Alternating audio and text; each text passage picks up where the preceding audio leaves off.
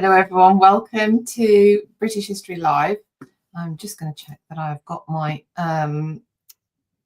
mic correct. That should be better now. I hope you're all well. Today we're covering a little bit of a gruesome topic, but I'm going to take you through it and explain why I have chosen to cover the life, death and martyrdom of Bishop Hooper. We've also got a three-minute explainer submitted by Tina. She would like me to go over the controversy over Arthur Tudor and Catherine of Aragon. Did they or did they not? And for me to let you know what I think. If you're joining me live, thank you so much. I'm streaming live on YouTube and Facebook, or maybe you're on the catch up or listening on the podcast. Welcome to you too. If you are joining me live, please do drop a comment, a hi in the comments, because it'd be nice to see you and to see you and let me know where you're joining me from as well. That would be great. So we're going to do Bishop Hooper. He is our sort of main topic for the day. Like I say, we're going to cover Catherine of Aragon and Arthur Tudor. Did they or didn't they? I've got some history event news for you. I was fortunate enough to be invited to a new exhibition on at Chichester Cathedral. Try saying that after a few pints, and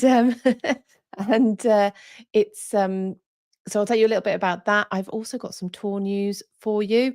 What else? And an online history festival to tell you all about as well, which you might already know about, but I'm going to remind you because it is top, and I'm really excited about it. So I can see Melissa here, Laurie, Anna, welcome, and thank you straight off the bat, Shano, for your 1999. Thank you so much. Oh, don't worry. I typo all the time. But thank you.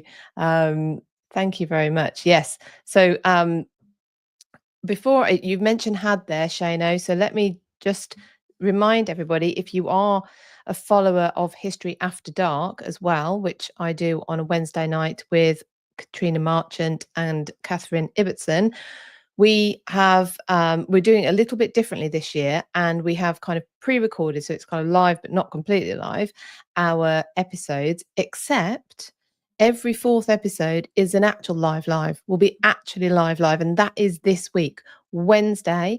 We have some guests joining us who will be because we're in our kind of history cock-ups series, and they will be coming and giving us their nomination for a history cock-up. So yeah, join us on Wednesday.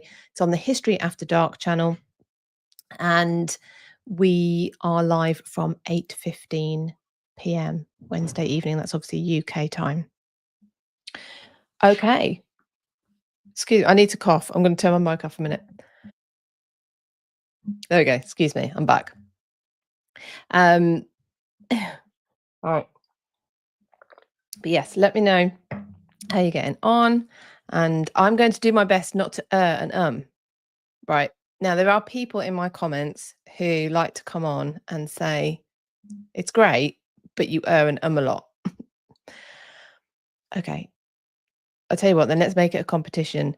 You stay for the entire thing and do a little tally of how many times I and come back next time and do it again, and the time after that and do it again, and see if I am improving, because I will be trying. There we go. I do my bit, you do yours. Before we get on to the main discussion for this week, a few things that have been going on. I was very excited and privileged to have the first interview with Gareth Russell about his new book, Queen James, which you can see if you're watching me behind me here. And it's an incredible book. It's about, well, the subtitle on the English UK version of the book, excuse me, is Queen James, The Life and Loves of Britain's First King. And it is released in the UK, I think the UK, Australia and New Zealand on the 27th of February. The US and Canada release date is the 2nd of December, and the book will be called The Six Loves of James I. And if you want to know why there is a name change, a title change, then you can find out if you watch my interview with him, but only if you watch the one that's on Patreon. Sorry, but that was a Patreon question that about 3 people were desperate to ask. And so that makes up, because every historian that I interview, the majority of it goes out on YouTube and on the podcast for you all to listen to, whether you can be a subscriber or not.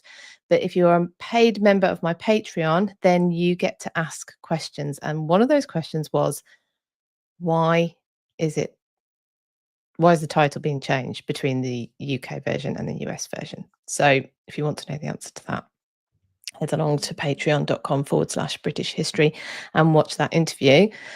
And you'll find out.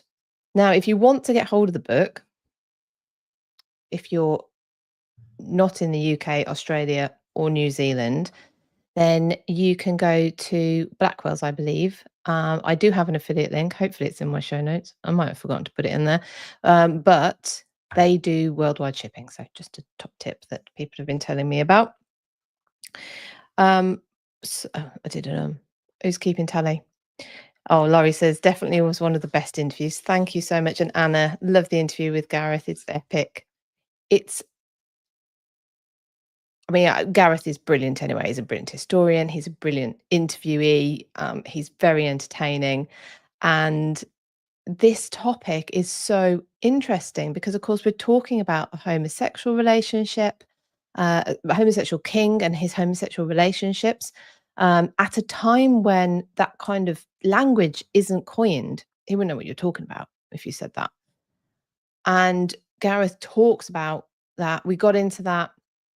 And of course, he has a successful marriage to Anna of Denmark. And again, Gareth gets into how future historians kind of tried to use that as an example of perhaps his heterosexuality, but how they weren't trying to be bigoted in that. It's an incredibly fascinating conversation. So I would thoroughly recommend it. Obviously, I'd love you to come along and have the ad-free extended version over on Patreon as well. But a lot of it is there for you to find on my YouTube channel and my podcast. So treat yourself. I think you're going to enjoy that very, very much. In fact, it is one of the most popular interviews as yet that I have ever released. So I'm very happy with it. Let's get on. Oh, before we do, if you are watching, so I need to remember to do these sorts of things. I'm not very good at these all call to actions, but if you're watching and you're enjoying, please do hit the thumbs up button. And if you're not subscribed and you're watching, please do subscribe to the channel if you think this is going to be something you want to take part in. We don't just have the lives every fortnight now, so every 2 weeks, but there are the historian interviews.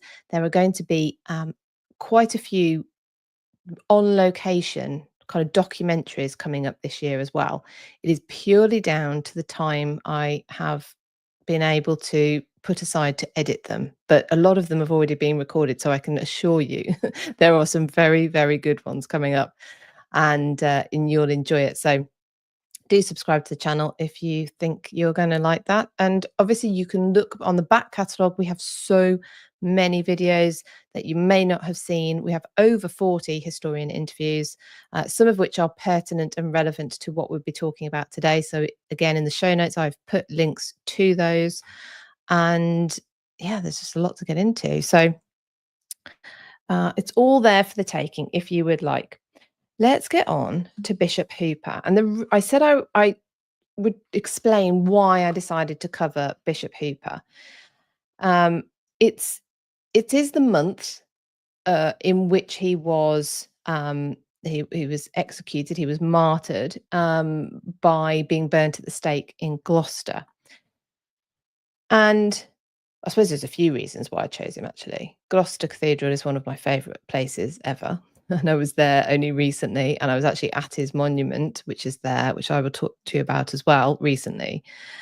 And It's quite poignant, it's very moving, but his story, I think, demonstrates the nuances and the complexities that were people's faith during the early sort of the early parts of the Reformation, where you've got from when Henry VIII has his schism with Rome, through Edward's reign and back in and into Mary the First reign. So you have sort of Henry VIII who breaks from Rome, but is still a Catholic on his deathbed, which is a sort of a common myth that he was somehow a Protestant or a reformer. He wasn't, but you then get his son Edward VI, who him and his council are very much of the Reformed faith.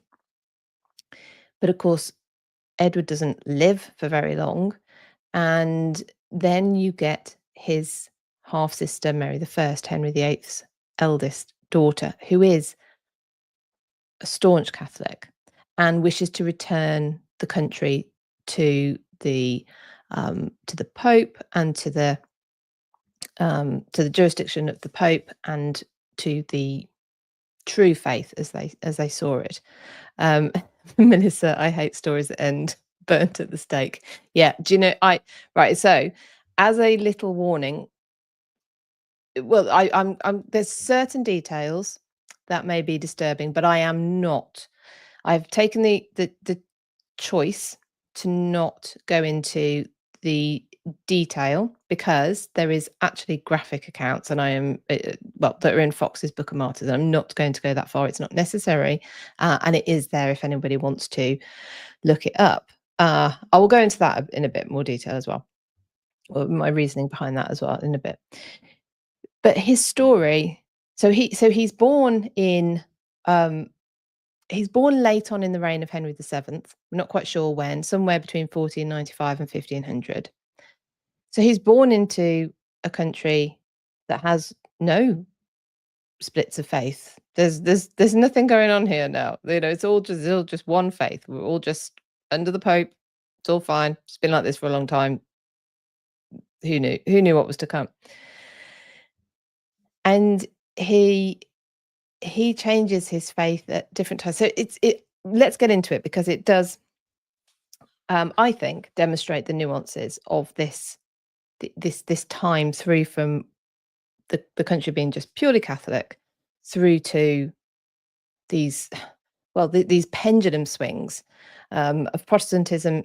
Supposedly, you've got to remember this is the people in charge deciding this. What's going on on the ground is different, and Hooper's nuances kind of demonstrate that. But you've got Protestantism, Edward VI, and Catholicism, Mary I, and that covers Hooper's lifetime story. So his background is a little obscure. We're not quite sure where he is born, possibly Oxfordshire. I would put my money on Devon, and I'll explain why. But we do know he went to Merton College, Oxford, and he graduated in 1519 with a BA. After that, he went to be a monk at one of my favourite places on this earth. I do have a few actually, but I'm going to show you. This is Cleve Abbey. And Hooper was a monk here. He was one of the final monks when the abbey was dissolved. So he would have been here during the visitations. And Cleve Abbey, if you're listening on the podcast, I will just try to explain, has a lot of the cloisters remaining so that you can actually visit the dormitory where the monks would have slept. You can visit the private rooms where the Corodians, so people who kind of pension themselves into an abbey, they would be looked after. They'd pay some money and they would live out their days in an abbey being looked after. You can go into those rooms. You can go into the refectory. You can actually see the original floor of the original refectory. So you've kind of got two refectories to look at. Anyway, a lot of it survives. So it's fabulous place. And it was actually a very well run abbey. It would give every abbey was expected to give to, or monastic house was expected to give to charity, and they budgeted so well that they were able to give on average 4 times the average, yeah, 4 times the average that another monastery of its size would be able to give to charity a year.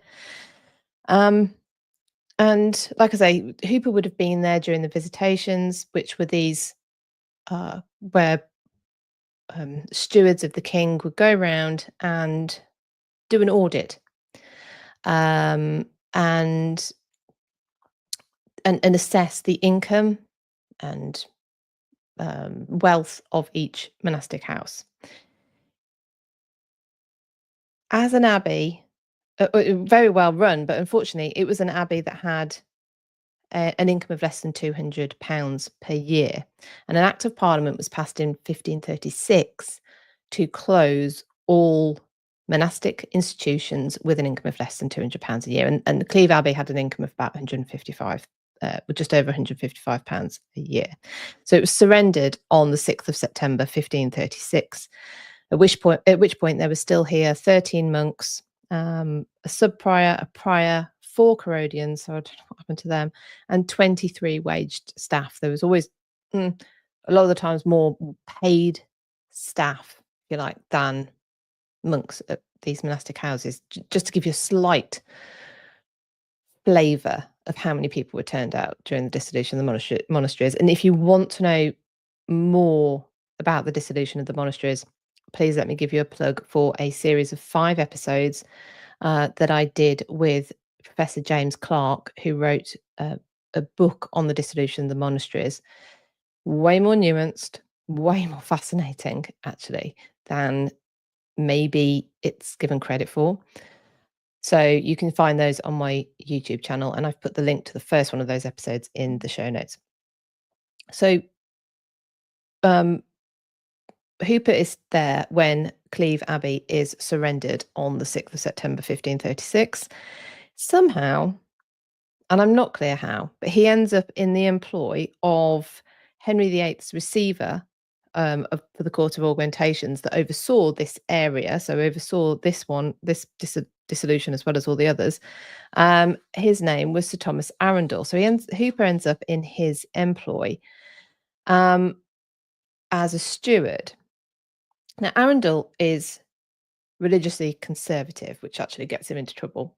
It gets him beheaded later on, but that's a different story. And it appears that during his time in Arundel's household, Hooper is exposed to works by the reformist preachers, hopefully I pronounce these right, I don't know, Zwingli and Bullinger.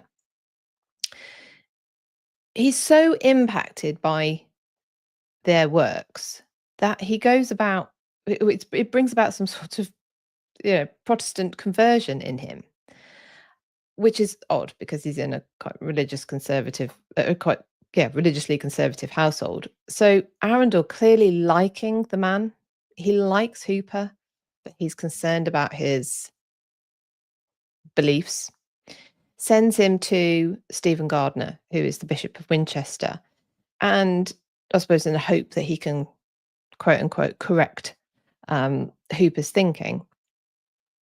And Gardiner spends 4 or 5 days with Hooper. Clearly also likes the man, but he cannot get him to change his mind and bring him back to the kind of more conservative way of thinking. So Arundel has said, whatever happens, whether you can bring him back into the fold or not, please do send him back to me. And so Gardiner does do that. But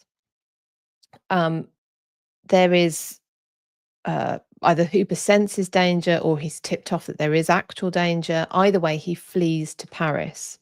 And this is a bit obscure as well. He's a short time in Paris, then he returns and begins working for Arundel's nephew, who's a reformist called Sir John St. Lo. He flees again, so I'm not quite sure what happens there, because he flees again into exile in 1544 back onto the continent, and he makes his way to Zurich, where he meets the man who whose work he has been admiring, Bullinger, he meets him in Zurich. He also gets married while he's in Zurich to a lady called Anne, or probably Anna, with whom he will have 2 children eventually, a boy and a girl. He also publishes 3 works while he's in Zurich called, one is an answer to my Lord of Winchester's book entitled A Detection of the Devil's Sophistry. That's how you pronounce it. He produced that in 1547.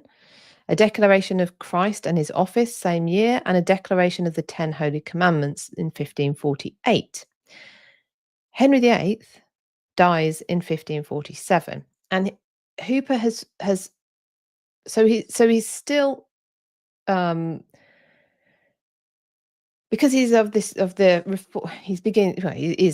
the reformist faith. He isn't able to stay in England, or he doesn't feel like he's able to stay in England under Henry VIII. Remembering, of course, that Henry VIII is a Catholic till the end. He's not a reformer. And again, a brilliant talk by James Clark. If you're a member of my Patreon, there's a tour talk. So in my Patreon, there are talks from my British history tours. And he actually talks about Anne Boleyn and her part and Henry VIII. And anyway, very good. You can go and find that if you're a member of my Patreon. And so Henry VIII dies in 1547, and of course his son Edward VI becomes king, and you have this move towards the reformist, towards the Protestant faith. So it opens the door for him to come back, which he does in May 1549. So he's not actually in much of a rush to come back, but anyway, he comes back. And I think he feels like this is God's sign to him that he should come back, because now his home country is open to his religion, and actually there's a call for people like him to preach it. And indeed, he comes back into the household of Edward Seymour, Duke of Somerset, the Lord Protector of the council of Edward the Sixth, obviously because he's a minor. He's not fully ruling himself. And Hooper becomes a really popular preacher in London. We're told that churches would be so full that there would be people, the doors would be open and people would be streaming out, the queue, if you like, because they couldn't get in to hear him. He was so popular. So he ends up preaching in front of Edward VI at Lent in 1550, and he impresses Edward VI so much that he offers him the bishopric of Gloucester. However, Hooper refuses, because although the country is moving towards a Protestant religion, what that means fully you end up obviously with the Protestant side of Christianity splitting off in all sorts of directions as people try and work out what they believe is the real way of honoring God and Jesus and the Bible. And so his objection is to the vestments and the oath that the bishops swear. So his consecration is actually delayed for a year, and he's finally consecrated in March 1551. There is a letter from Edward VI's council which seems to discharge him of the need to make the oath. There's something about the vestments that he didn't have to wear them all the time, but they did want him to wear them, and he kind of, I think, with maybe a little influence from Bullinger, takes a more pragmatic approach, and it's like, okay, fine. So anyway, so he is seeing investments from time to time. But he's consecrated Bishop of Gloucester in March 1551, and he takes his role really seriously. He is in his diocese, he's in the area, and actually he is bringing about big reforms in the area as well, and probably not without reason, because when when he starts visiting his clergy and moving around in the area, he discovers that uh, a lot of them have more preference for hunting and hawking and than they do for preaching and studying the Bible. And indeed, 168, I don't know how many uh, but 168 in the Gloucestershire area sounds like probably the majority, could not repeat the Ten Commandments. He's horrified by this. So anyway, he brings in reforms. He's clear that he needs to reform the area. So but either way, he's very hands-on, is my point. Then, of course, 1553, and we get Edward VI's premature death, and there's the resulting succession crisis, which, we have Lady Jane Grey for a very, very short time, and then Mary I effectively comes to the throne, and well, effectively she does. And he finds himself a strongly reformist bishop in a suddenly, uh, in a country where the Queen and the council, their main policy is to return the country back to the Catholicism, back to the true faith, back to the popes, under the Pope's authority, to bring the country back under the Pope's authority. Two people who Hooper had become on the wrong side of, got himself on the wrong side of, were now in positions of power and influence, should I say. So he's called to London in September 1553 supposedly by Nicholas Heath, who had been the Bishop of Worcester. Now, he'd been deprived of his office a few years earlier, and then Gloucester and Worcester borders Gloucester, or Worcestershire borders Gloucestershire, and those sees had been merged and given to Hooper. So you've got Bishop Heath, who lost his bishopric and it was given to Hooper, and you have Edmund Bonner, who's the Bishop of London, or he was before he was stripped of that title in 1549. And actually, Hooper had given evidence at his trial.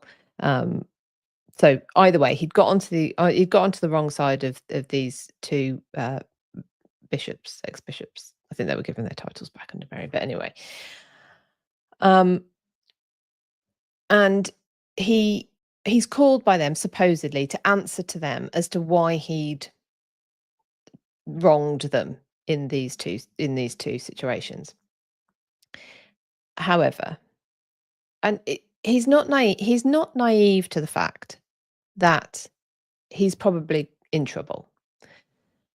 He's fled into exile twice already in his life, but he actually says he will not flee this time.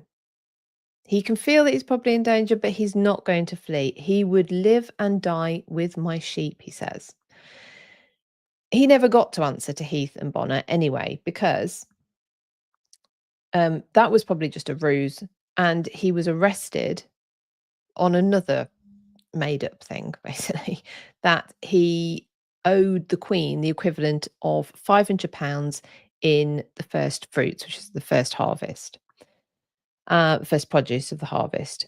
Of course, he denies that he owes the Queen any money, but that's not the real reason for them arresting him. He is clearly of the wrong religion. He's dangerous. He's very well liked, clearly, by people who meet him on a personal one-to-one basis, and also by the people he preaches to. He's very popular in Gloucester, in the Gloucestershire area. He's known for his charity. He's known for his home. He would give meals, I can't remember if it's once or twice a day, to the poor and needy in his home.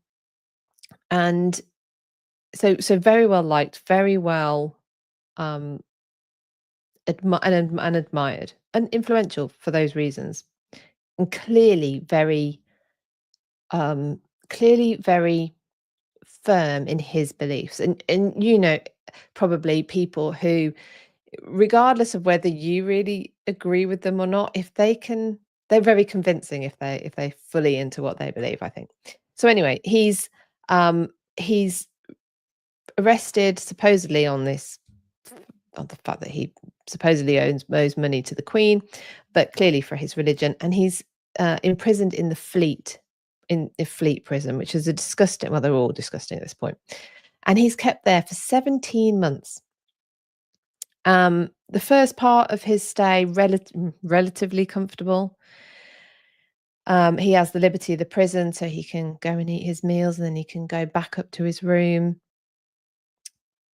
But the warden, a man called Babington, was a close acquaintance of Bishop Gardiner, who Bishop Gardiner had felt quite sidelined, I think, during the reigns of Henry VIII and Edward VI. He got his position of authority now, and Hooper's a threat. So he sets about making, or Babington sets about making Hooper's life as horrendous as possible in the Fleet.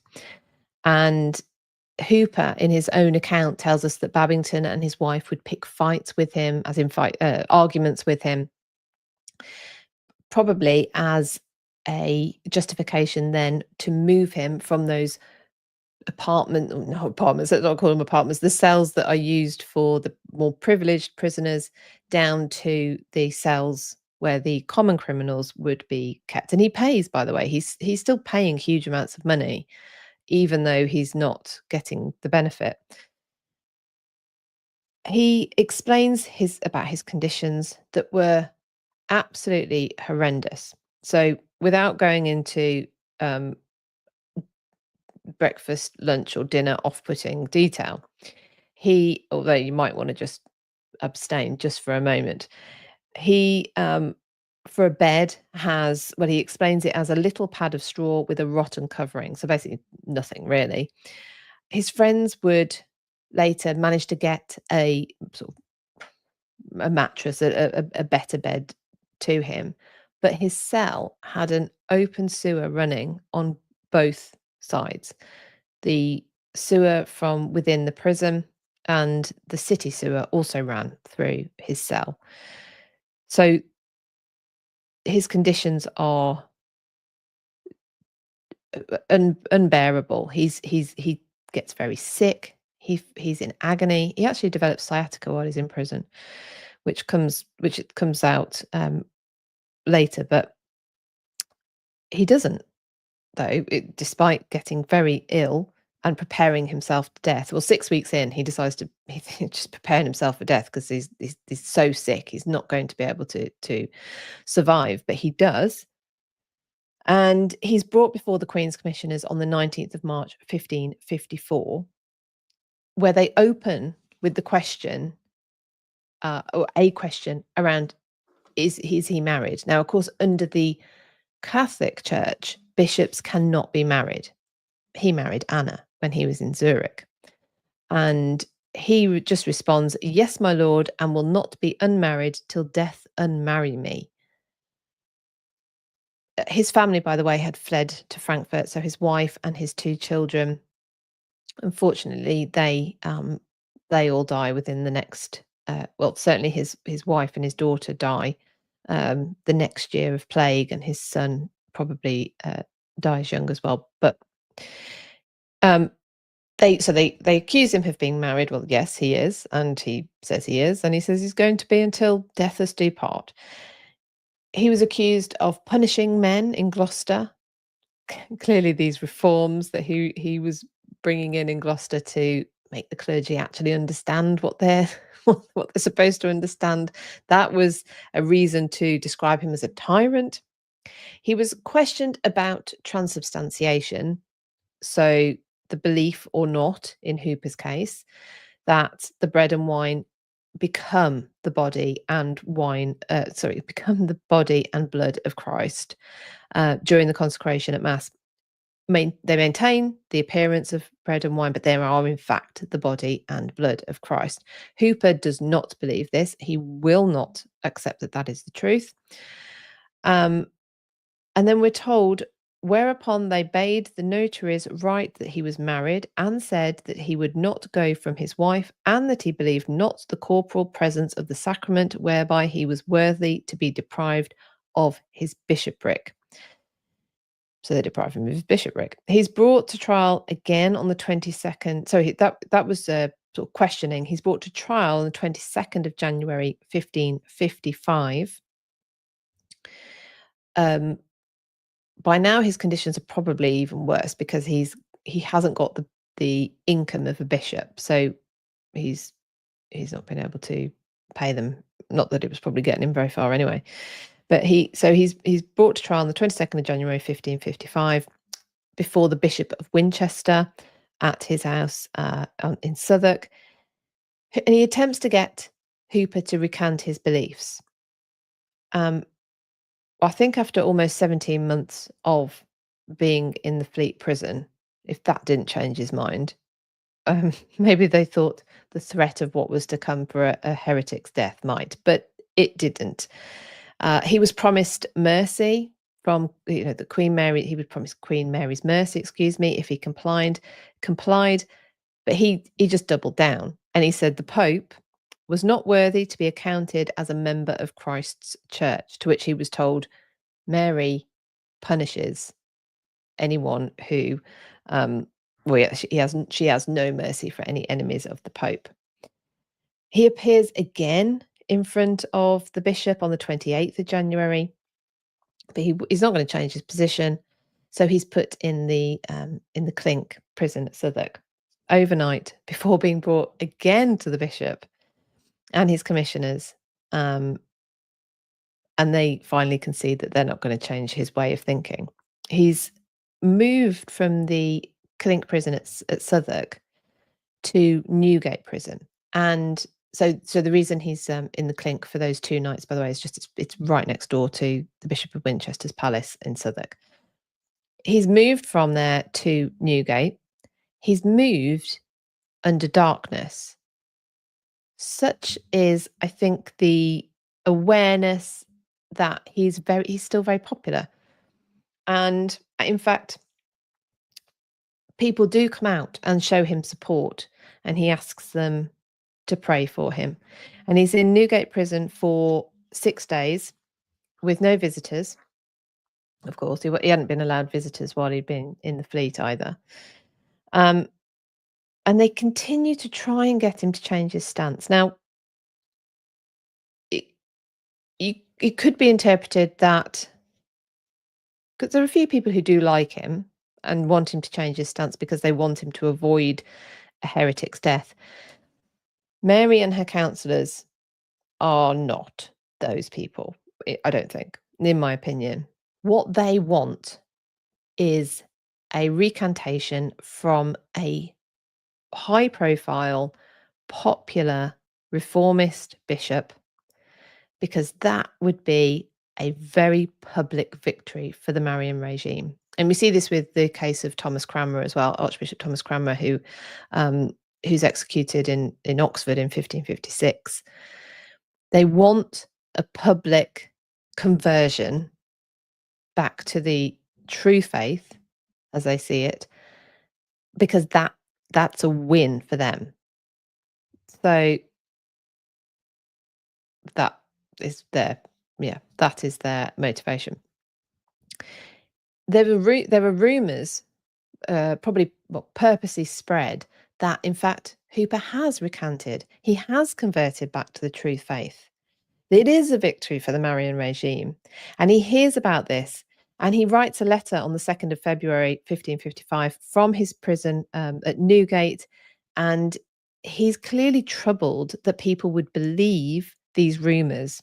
I think he thinks people who believe these rumours are a little bit weak in the head, weak-willed, too easily influenced by rumour. And he assures them that he has not swayed, he is ready for death, and he asks them to pray for him. On the 4th of February, he learns that he's going to be sent to Gloucester for his execution, and he is he rejoices at the news. This actually pleases him. Probably for two reasons. One, he's going to be back where he spent a lot of time with people, um, with his, I was gonna say congregation, but it's not really. It's way, way wider than that. The people of his diocese. He's going to be back there, but also he is going to be able to demonstrate to these people he really cares about, and he cares that they know the truth and depth of his belief and how it's unwavering, and he's going to be able to show that to them right to the end. So he actually takes this news that he's going to be executed at Gloucester as it's sort of an unexpected, I don't know, I don't know what the right word to use is actually. Um, Upturn. He's going to have to meet. Knows he's going to have to meet his mate again. He's actually quite happy that it's going to be in Gloucester. He's taken to Gloucester. He rides there under guard. They fear perhaps there's going to be some sort of rescue attempt at Gloucester, but everything's quite calm when he's there, and he's lodged at, we're told, Robert Ingram's house. It's possible to. We're not. I don't think anyone's completely sure where this is unless they have managed to discover records since I last looked into it. But the folk of Gloucester on Westgate Street does think that is the building in which Hooper was kept. So Robert Ingram's house. And so you can actually go and visit this house where we think Hooper was kept the night before his execution, and he was it really is only a stone's throw away from the spot. He spent the night before in prayer. He had a little sleep, after which he asked that he'd taken some visitors actually as well the day before, but after a little sleep, so he prayed, had a little sleep, and then asked that he could be left alone until the time. He is fetched at about 9 a.m. on the 9th of February. He's brought down and led through a crowd of what we're told is 7,000 people. It's market day. They're all out, but still, I think it more shows the popularity of this bishop in his own diocese. And he's taken to the stake. It's been erected just outside of St Mary's Gate, which is one of the gates into Gloucester Cathedral. So I'll show you. I'll put a picture up on the board. So if you're listening on the podcast, but I will try and explain. And if you're watching, so what you can see here is the back of the monument to Bishop Hooper. And in the middle ground, you can see a gateway. That's St Mary's Gatehouse, and it was part of the abbey complex from when it was an abbey. It was an abbey turned into a cathedral under Henry VIII. And behind that, you can actually see the tower of Gloucester Cathedral. So this is the spot he's brought to. It now looks a little different. He walks through these thousands of people who've come to see him, and he has been instructed not to speak. He's not to speak. He's not to preach. Cranmer actually would get similar instruction and completely ignore it later, the year later. But he is asked, or he's commanded not to do so.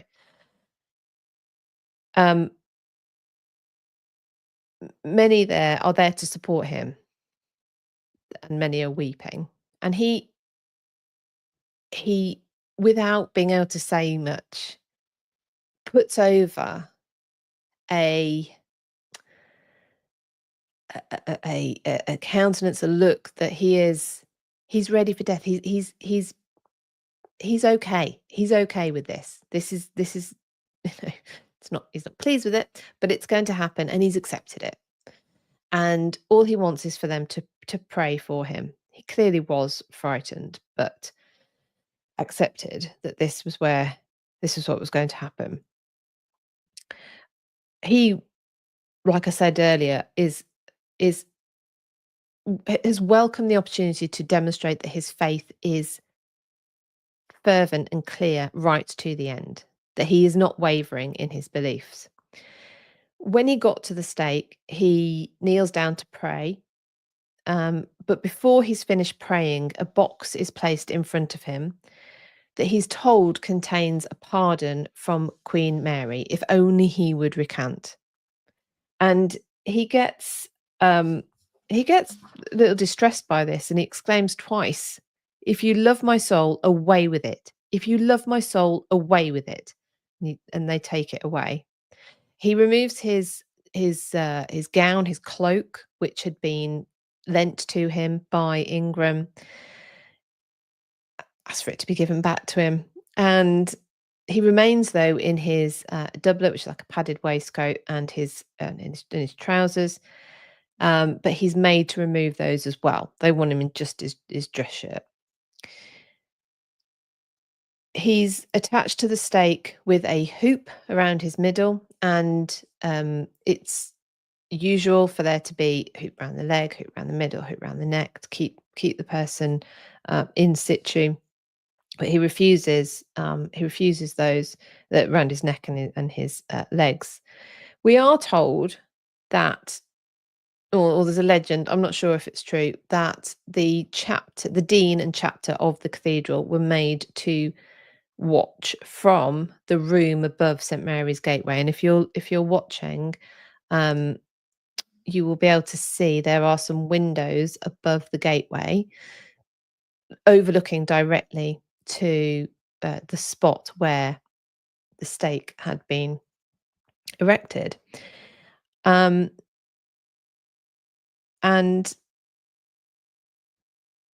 so hopefully that didn't happen, but probably did. The grim people these days at this time. Like I said earlier, the accounts of his death are quite graphic, so I'm not going to go into them because they are available if you wish to read them. There's no need. It's very distressing. And you get the idea, I think, anyway. But he, suffice to say, well, no, I'm going to go into it a little bit, but not obviously this is not the detail. So the way they pack the fire, you've got what they call faggots, and they are like bundles of like small sticks. These are like what I would maybe call kindling, but they're green. In other words, they're not that dried out. They're not dried out enough sufficiently to be good kindling. And they've packed the fire underneath with those with reeds on the top. This meant that when they lit the fire, it didn't begin with any it didn't take, should I say, with any ferocity. And indeed, so the fire sort of kept low. They had to try and relight it. They tried to relight it 3 times. At one point, he's heard calling out, "For God's love, good people, give me more fire." And his ordeal was going to last 3/4 of an hour, which was unusual. So you had this combination of the green faggots, so that wouldn't catch light, a high wind, and why no one there seems to have been purposely being cruel to him. So it seems like incompetence. But yeah, so his ordeal lasts 3/4 of an hour, and as he finally is sort of being taken, he's seen to repeat, "Lord Jesus, have mercy upon me. Lord Jesus, have mercy upon me. Lord Jesus, receive my spirit," until he can no longer speak. And we're told that he dies as quietly as a child in his bed. Still too much information, Melissa. I'm sorry. Well, the greenwood it's not been seasoned well enough. It's not dried out well enough. It doesn't do its job. So it's not standard as such. But probably all they could get. It's February. So it's pretty early on, probably in the season for it being properly seasoned wood. I only know what I know from having a log burner. So not huge amounts, but there you go. Now, he is though memorialized. So you'll be pleased about this bit. This is a bit nicer. I'm going to put this on a little bit bigger on the screen so you can see it. And this is his memorial in the space where his execution took place, and it was erected in 1862. And it is actually, supposedly, as the story goes, on the same spot that he was martyred. Because when they dug for the foundations for the monument, they found a charred wooden stake.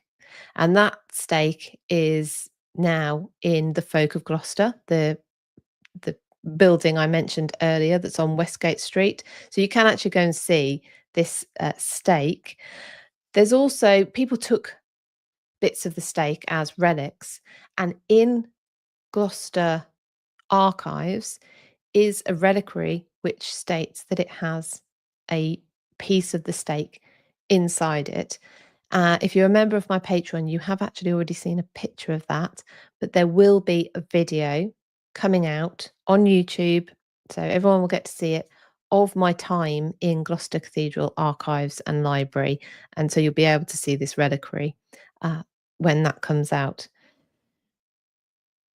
But I think Hooper's story, harrowing though it is, I think, like I said, it's a good overall sort of story of the of the Reformation, of the changes in religion, how nuanced that is. Hooper's kind of on the wrong side of Henry VIII.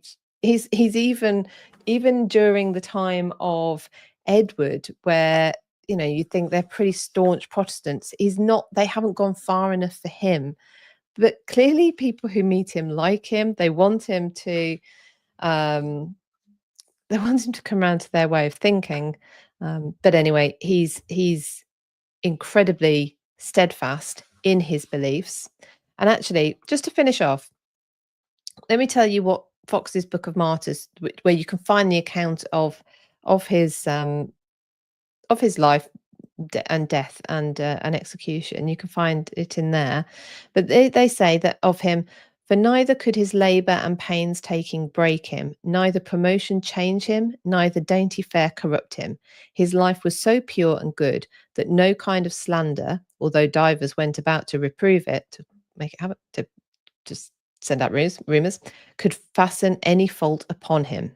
He was of body strong, his health whole and sound, his wit very pregnant, very full, was invincible patience.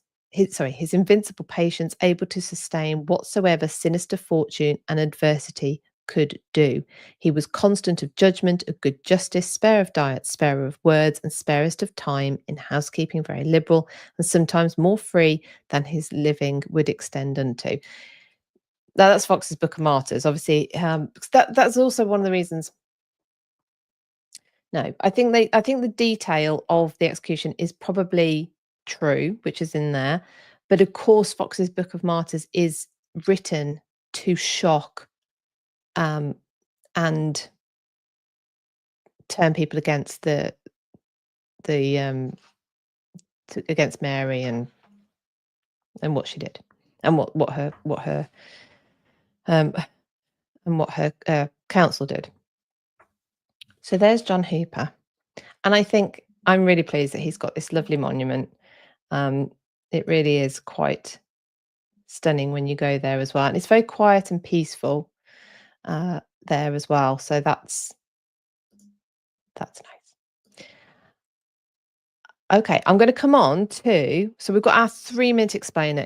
I'm going to bet now, I'm not even going to bother putting a timer on, because I don't think it's going to be 3 minutes, because we're going to be talking about Arthur Tudor and Catherine of Aragon, whether they did or didn't. And I will want your views. please, when we get to that. But before we do, a little bit about what I've been up to this week. So this is me, that you can see me at Chichester. I went down to the cathedral on Friday. It was their opening day of their new exhibition. I was invited along to see it, and it's 950 years of the cathedral. It was moved there from nearby Selsey, and so it's consecrated 950 years ago. And they've put together this exhibition, and it's got various artifacts from over the time. I've picked out just a couple here, but there's going to be I'll share more probably on my Instagram and in my Patreon. But these two I've picked out because they were two of my favourites. The top one is the Geneva Bible, and this Bible it's a collation of sermons, I think, and parts of the Bible. I'm not quite sure, but it was put together during the Marian regime. So when Mary the First was on the throne, by English exiles on the continent, and it was outlawed in 1616, so much later than Mary's reign. But this one was printed in 1620.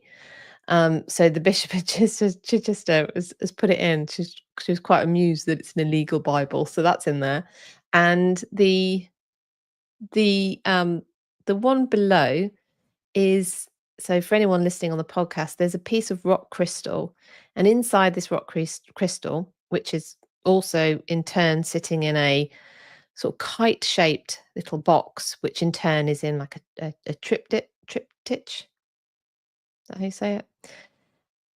Is supposed to be a relic of the true cross, which again, the bishop was like, yeah, maybe not. But it's very beautiful. It's very beautiful. So I was very lucky to be called down to be um to be uh, invited, excuse me, down to Chichester to see it. It was, yeah, lovely. And like I say, I will share more about that over the coming week or two. What else did I need to share with you before we move on? I've got some tour news. I can do that now, or I can do it later. I'll do it now, and then we can get into the whole Catherine of Aragon, Arthur Tudor business. So I have some very exciting news. I think it's exciting anyway. So bear with me if you don't, because we'll get on to Catherine and Arthur and did they do it or did they not in a minute. I have the last room left on the Catherine Howard tour, September this year. So someone's had to cancel, unfortunately. So we have a room left if you would like to come on the Catherine Howard tour. It's co-hosted with Gareth Russell. In fact, if you go to the website, this is the web page with everything on it. So if you're interested, go to britishhistorytours.com, look under tours and the Catherine Howard tour, September 2025. And on there, you will see the itinerary. We have, like I say, Gareth Russell is the historian in residence. He, of course, authored the biography of Catherine Howard, Young and Damned and Fair. And we're going to a lot of the places that is mentioned in the book. And Gareth will be doing a series of talks during this tour. It's 8 nights, top-notch hotels, beautiful hotels. We give you dinner every night, all your breakfasts every morning. We'll pick you up in London and you can just relax and enjoy everything because everything is taken care of. We are fully compliant with the package tour regulations. That means that if you travel with us, your money is protected if anything, went wrong.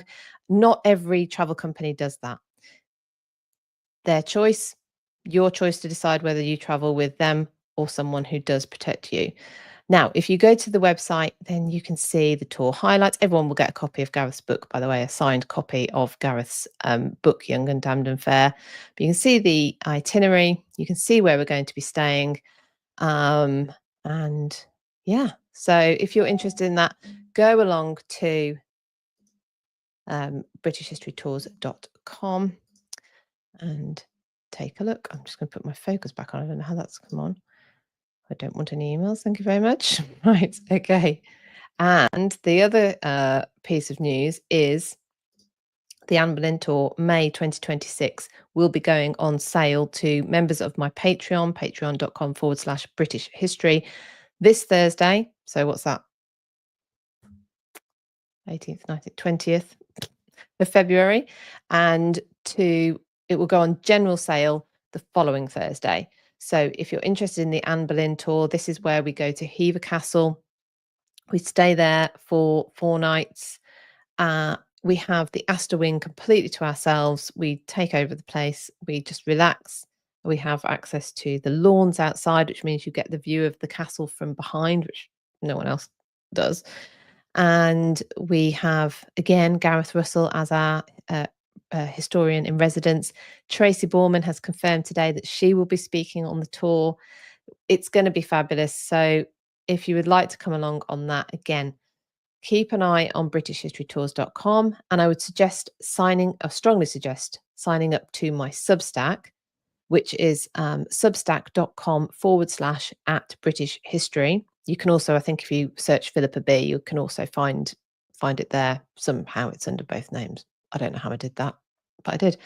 So there, I will also be sending out newsletters with tour information. And like I say, if you're a member of my Patreon, you get early access booking. Okay.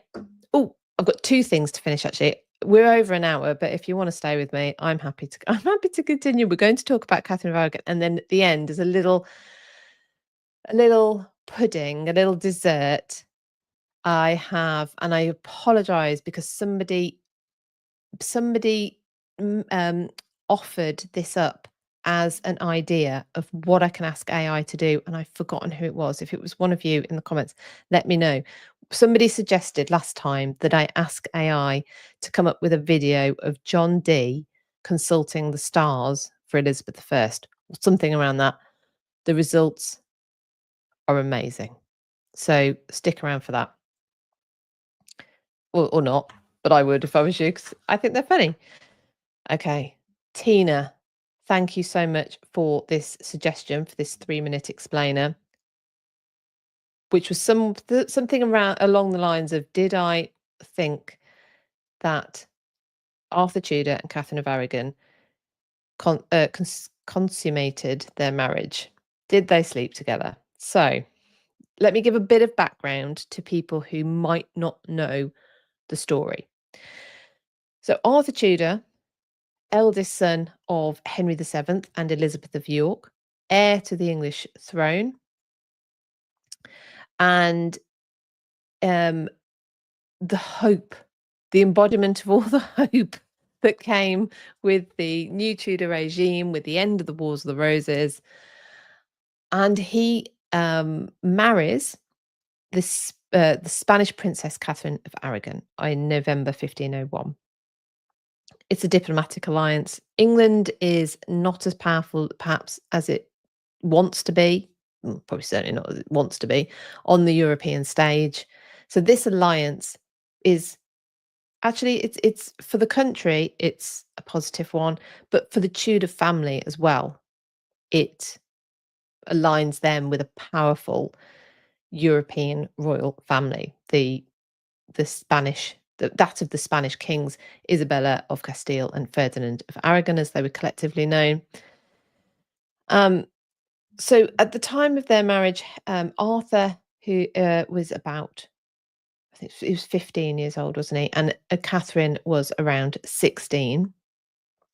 The treaty, well, the negotiations for their marriage have been going on for, well, the first treaty for their marriage was drawn up when they were around about 3 years old. So, and negotiations for it had obviously happened before that. The wedding, there was actually a what do you call it? By proxy wedding. Have I just made that up? By proxy wedding before their full in-person wedding. And I discuss a lot of this, including the answer to this question, actually, with Arthur Tudor's biographer, Gareth Benjamin Streeter, who's one of our guests on Wednesday night, by the way, on History After Dark. And I have an interview with him. So if you haven't seen my interview with Gareth Benjamin Streeter about Arthur Tudor, please do go and check that out as well. It was released in July 2024, but also I've put the link to it in the show notes.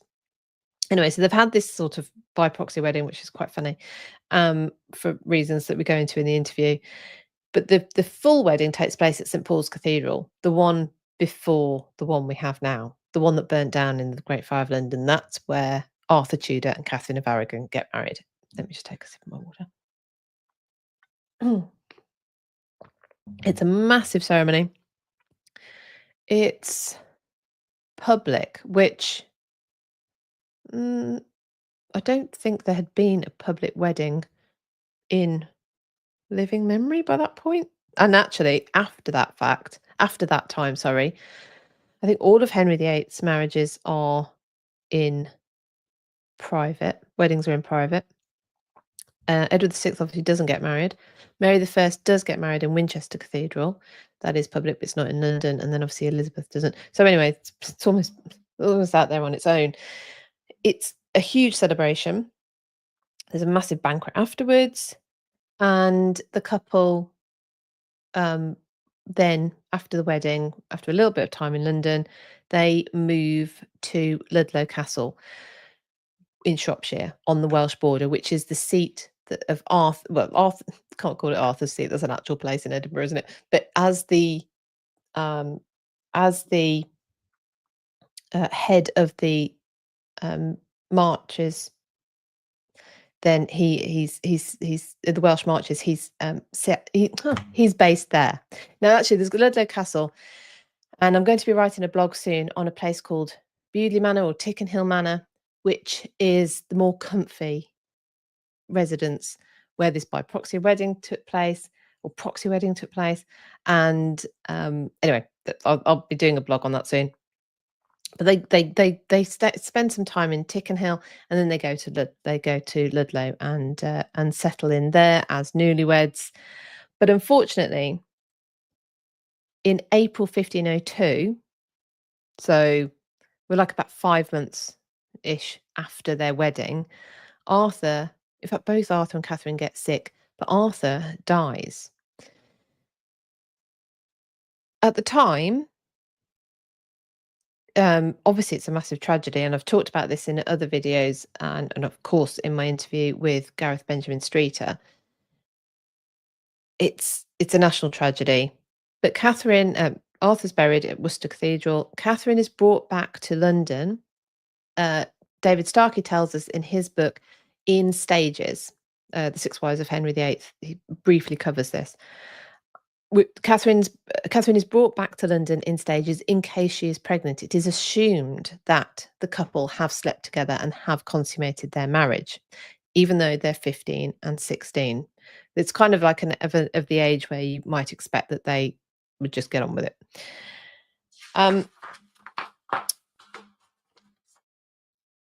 But so this it's not really a controversy at all until 2.5 decades later, or 2 decades later, more. Henry VIII, who went on to marry Catherine of Aragon, is trying to divorce her now.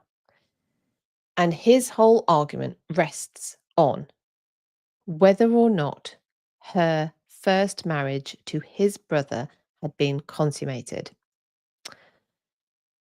If it had, then Henry's argument is made. He's found this passage in Leviticus that says that if you sleep with your brother's widow, no. Yes. Yeah, that's right. You've uncovered his nakedness. I was trying to get my widow and widower around.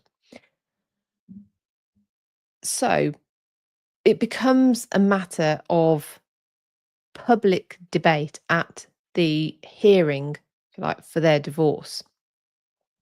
Catherine maintains that she and Arthur never slept together. And so it has been a matter of debate forever more. She maintains that she hasn't slept with Arthur right up until her death. She never wavers on that their marriage was never consummated, that she came to her marriage with Henry VIII the Virgin, that she was his true wife, had never been the true wife of anyone else.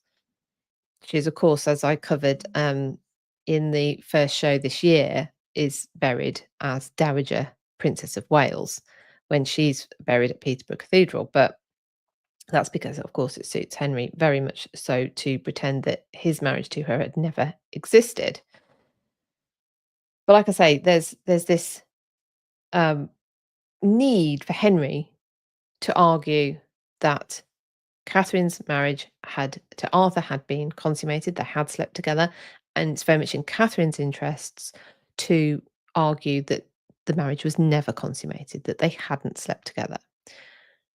We haven't just, though, got he said, she said evidence. Um,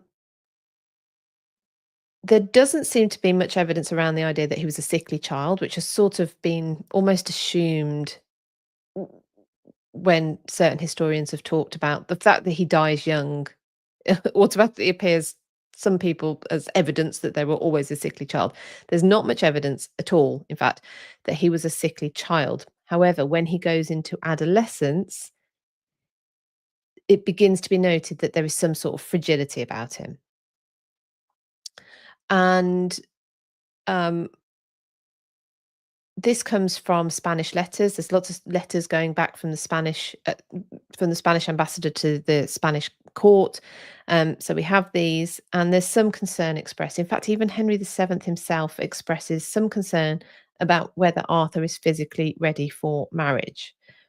Now, much later, Spanish sources, around about the time of the divorce proceedings, so early 1530s, they they talk about Arthur's health, back then, back in 1501, as being very fragile, and he was coughing and spluttering all over the place, and he was falling over and all that sort of stuff. But that looks exaggerated because that's something written far after the time, and of course it suits the Spanish very much so for that marriage not to have been consummated, and therefore for the divorce to be not upheld, to be illegal. Um, so However, there's also some evidence in the English sources that was gathered for the divorce, that of people recalling that Arthur looked younger than he actually was. And so it's more maybe then than just he said, she said.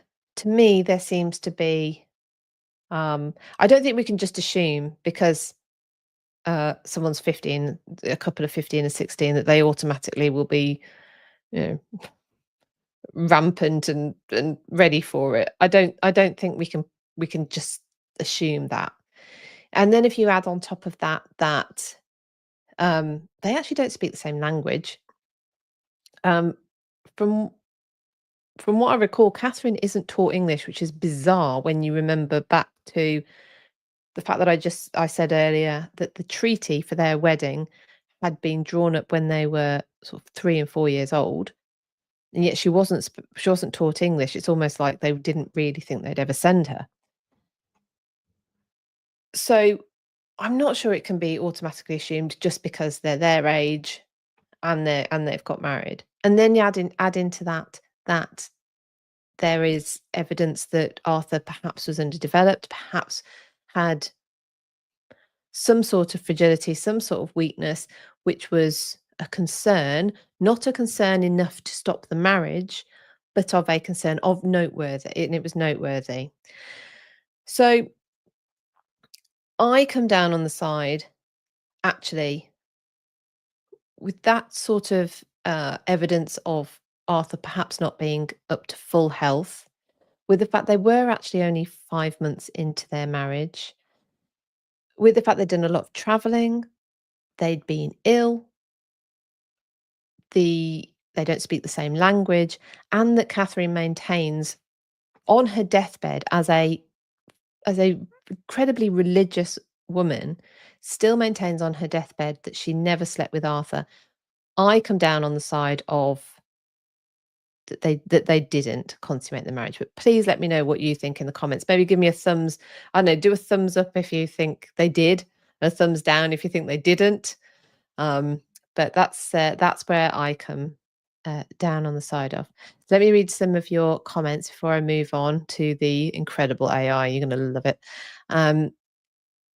Laurie says, amazing items. Looking forward to seeing more photos. I will definitely be, that's for the Chichester exhibition. I will definitely be sharing more of that. Linda, rereading Young and getting over the hour and a quarter mark and my mouth isn't working. Linda's rereading Young and Damned and Fair to prepare for the tour in September, because Linda is coming on the Catherine Howard tour. Can't wait to see you again. Melissa wants me to ask AI to tell us about a fake historical event. See if it'll just make up some stuff. Oh, ask it to tell you about the meeting of Elizabeth I and Mary Queen of Scots. Yes. Yes, that'd be interesting. Phil, welcome. He says, really interesting talk. Thanks. Well, thank you for joining. Someone who lives and is brought up in Gloucester, I've often walked past Bishop Hooper's monument, but hadn't known its story. Oh, his story. Well, brilliant. Oh, well, I'm so glad to be able to share that with you. Thank you. So we have a lot of people who, I think everyone's agreeing with me. I think Teresa, you thumbs up for agreeing with me. Yeah, maybe I didn't give that wasn't maybe the best. But anyway, so thumbs up if you think they did sleep together. Thumbs down if you think they didn't. That probably should have been the way I explained it. But yes, please, Melissa is saying smash that like button. Please do if you've been watching and enjoying this. It helps, I think, suggest the video to other people and suggest the live stream. So that really helps. And actually, just before I came live, I ticked over to 12,000 subscribers. So that's really ramped up. That's another 2,000 since Christmas. So yeah, thank you all for subscribing. Shano, I'll be in England in May, but the tour is sold out. My May tour is sold out. I'm so sorry. Yes, it would have been nice to welcome you on that. So the May 2026 one is going on sale soon. Well, I said Thursday for patrons, members of my Patreon. Week on Thursday for general release. And we also are having, I did mention this a couple of streams ago, but we are doing a Royal Scotland tour, very much linked and related to some of the events going on in the Queen James book over here behind me. Gareth's book. Gareth will be on that one. And I'm putting that one together. That's it's going to be a really, really good tour. There's a lot of moving elements. So I am going to take a little bit of time, make sure it's all super duper. Any of you who've been on tours with me will know that the planning is, well, I pride myself on my planning. It's a good job because that's my job, literally. Oh, Shana, are you going on a canal boat? That's fine. That's lovely. I'd love to do that. I actually live very close to a canal, always have done, and never been on a canal boat other than on a school trip. So anyway, there's a nice bit of interesting insight. If you're interested in being part of a book club, members of my Patreon are already here, know all about this, but we are currently reading Lee Redmond Chang's Young Queens, and we're meeting to discuss the book on the 16th of March. So you've got plenty of time to catch up on that book if you want to read that and come and discuss it with us. We have really good buying one, Shane. Nice. We have really good discussions about the books. They're really fun. And if you're not quite sure what to expect, but you think you might like to do it, you can come and join my Patreon and you can watch back we record the meetings for people who can't make it. So you can watch one of the meetings back, see if it's your thing, see if it's your bag and you want to come along. And you're more than welcome to come and just listen. You don't even have to speak if you don't want to. Maybe just let me know that beforehand so that I don't try and bring you into the conversation when you're just trying to sit there. But so anyway, that is the 16th of March, 2025. Our discussion of Lee Chang's book, Young Queens. And you can be part of book club if you're a part of my Patreon. It's patreon.com/British history. Almost forgot. Right. Okay. To the AI to close. Couple of beauties for you this week. Let me see if I can get it to play. So I asked on someone's recommendation, and please let me know if it was you, because I apologise for not remembering who suggested this. But Dr. John Dee, Consulting the Stars for Elizabeth I. Anyone listening on the podcast, they've taken doctor as literally a white coat and stethoscope doctor in a shirt. And Elizabeth I is, how do I describe her? She's not very queenly. She has a mop of white hair, which really does look like it's very fake. And she's wearing a blouse, and she's just smiling at the doctor as he does a magic trick and produces a star out of his finger. That is Dr. John Dee, consulting the stars for Elizabeth I. Anyone who doesn't know who Dr. John Dee is, sorry, I should have explained this to begin with.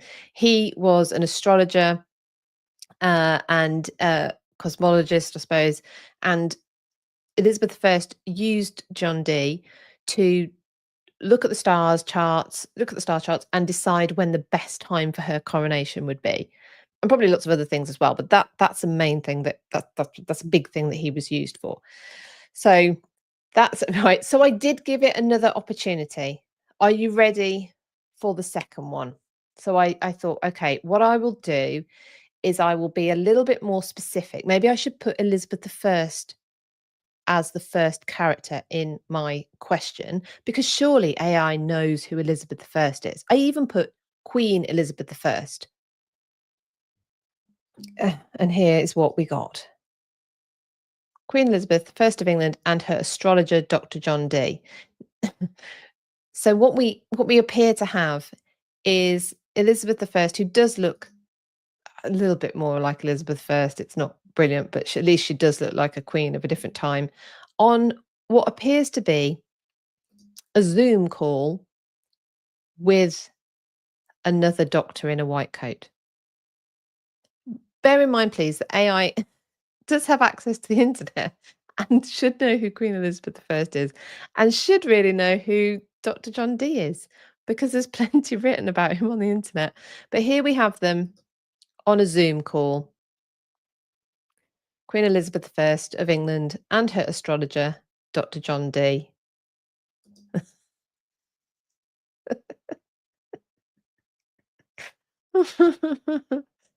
Oh, what could she be asking him now? I don't know. There you go. Fantastic. Everyone, thank you so much for joining me tonight. I'll be back on the 3rd of March. I haven't decided what topic yet, so if you want to suggest one, please do. And I'll consider it. It depends if it's one I can talk about. If you want to suggest a topic for my 3-minute explainer, which clearly was nowhere near 3 minutes today, probably at least 10, but whatever, then you can make a suggestion if you're a member of my Patreon, or if you are on Substack and you're a paid Substack subscriber, some people like to support me there as well, then you can shove some comments underneath the post, and anyway, you can put your suggestion in there. If you're a patron, there's a chat set up, a chat thread, which you can put your suggestions in to. Elizabeth says they did it. I think, given the importance of consummation in England, but it was annulled by the Pope and Henry and Catherine, given the dispensation to marry, which Catherine would interpret now as fact. I like it. Okay. I will see you all I'll see you here in a couple of weeks. But if you are around on Wednesday night for History After Dark, we are live. It's a live show. We have guests. They're coming to tell us all about their uh, entry, if you like, for a history cock-up. If you've missed our history cock-ups series so far, what have we done so far? We have done. See, I know that I've recorded. We've got some more coming up, which are really, really good as well. So we've got the history oh my God, I really need to put my teeth back in. The history cock-up series, which will continue on Wednesday night. I'm going to tell you what we've already done in case you've missed it so far. And no, I'm not, because I haven't got it with me. Oh my goodness. No, we've done Frobisher's Foolery, which Dr. Cat took the lead on, and that was all about Martin Frobisher trying to find the uh, North Passage. We did the coronation of William the First. That was a complete cock up, and then that was my one that I led on, and then Catherine led on the bromance that was Thomas Becket and Henry II. And this Wednesday, 8:15 p.m. we'll be live, the three girls, with Gareth Benjamin Streeter, who I've mentioned earlier, did an interview with me about Arthur Tudor. He's brilliant. He's so funny. He's been on Had before as well, and James Taylor, and they are coming on to talk about the coronation of James IV, which was a stinker. So that that will be Wednesday. So I hope you can join us there live, and then I'll be back in 2 weeks' time. So on the 3rd of March for this. Thank you so much, everyone, for joining me, for sticking around, and I hope you all have a brilliant rest of your day and week. Hopefully, I will see you Wednesday night. Okay, everyone. See you soon. Bye bye.